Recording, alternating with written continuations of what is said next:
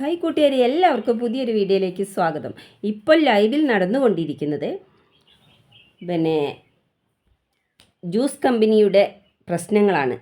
അപ്പോൾ നമ്മുടെ ഫാക്ടറി മുന്നോട്ട് കൊണ്ടുപോകണോ ബേക്കടിക്കണോ എന്നുള്ള തീരുമാനിക്കുന്ന ജഡ്ജ്മെൻറ്റിൻ്റെ തീരുമാനങ്ങൾ, അതേക്കുറിച്ച് അനീഷ് ഭയങ്കര വഴക്കുണ്ടാക്കുന്നുണ്ട്. ഓറഞ്ച്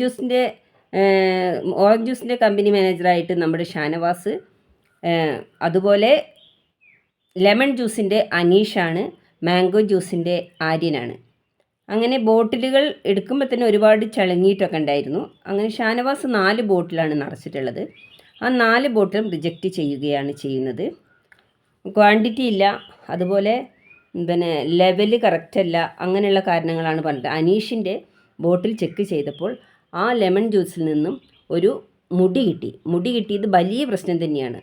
ഒരിക്കലും അങ്ങനെ ഒരു ബോട്ടിൽ നിന്ന് കിട്ടിക്കഴിഞ്ഞാൽ അത് ഭയങ്കര വിഷയങ്ങൾ തന്നെയാണ്, നമുക്കും അറിയാലോ. അപ്പോൾ അത് റിജക്റ്റ് ചെയ്തു എന്ന് പറഞ്ഞുകൊണ്ടാണ് ഭയങ്കര പ്രശ്നം വന്നിട്ടുള്ളത്. അങ്ങനെ ആ പ്രശ്നങ്ങളെല്ലാം അനീഷ് ലാസ്റ്റ് ബോട്ടിലൊക്കെ എടുത്ത് വലിച്ചെറിയുന്നുണ്ട്. ബോട്ടിൽ ചവിട്ടി അതിൽ 100 കയറി ഇടപെടുന്നുണ്ട്. നിങ്ങൾ ആദ്യം ഫുഡിനെ റെസ്പെക്റ്റ് ചെയ്യാൻ പഠിക്കുക എന്ന് പറയുന്നുണ്ട്. അങ്ങനെ അങ്ങോട്ടും ഇങ്ങോട്ടും പൊരിഞ്ഞ വഴക്ക് നടക്കണം. ഷാനവാസ് വന്നിട്ട് നമ്മുടെ അനീഷിനോട് പറയുന്നുണ്ട്, മുടി കിട്ടുന്നത് തന്നെ ഏറ്റവും വലിയ ക്വാണ്ടിറ്റി ഇല്ലായ്മ തന്നെയാണ്. അപ്പോൾ എൻ്റെ പണിക്കാർക്ക് ശമ്പളം ഞാൻ എങ്ങനെ കൊടുക്കും, ലോൺ ഞാൻ എങ്ങനെ അടച്ചു തീർക്കും എന്നൊക്കെയാണ് അനീഷ് ചോദിക്കുന്നത്. ആ ചോദ്യം അപ്പോൾ നൂറ പറയുന്നുണ്ട്, അത് അങ്ങനെയാണെങ്കിൽ നിങ്ങൾ കമ്പനി അടച്ചു പൂട്ടി പോകൂ എന്നാണ് പറയുന്നത്. ഇങ്ങനെയുള്ള ഒരു കമ്പനി വളരാതിരിക്കുന്നത് തന്നെ നല്ലത്. വൃത്തിഹീനമായിട്ടുള്ള ഒരു ഫുഡ് മറ്റുള്ളവരിലേക്ക് കൊടുക്കുന്ന ഏറ്റവും വലിയ മോശമാണെന്നാണ് നൂറ പറയുന്നത്.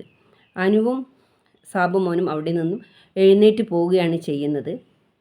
ജയിലിൽ കിടന്നുകൊണ്ട് ജിഷനും നമ്മുടെ നെവിനും അനുമോൾ രാജിവെക്കുക എന്ന് പറഞ്ഞുകൊണ്ട് ഇവിടെ ഉറക്കെ പ്രഖ്യാപിക്കുന്നുണ്ട്. അപ്പോൾ നമുക്ക് മറ്റൊരു വീഡിയോയുമായി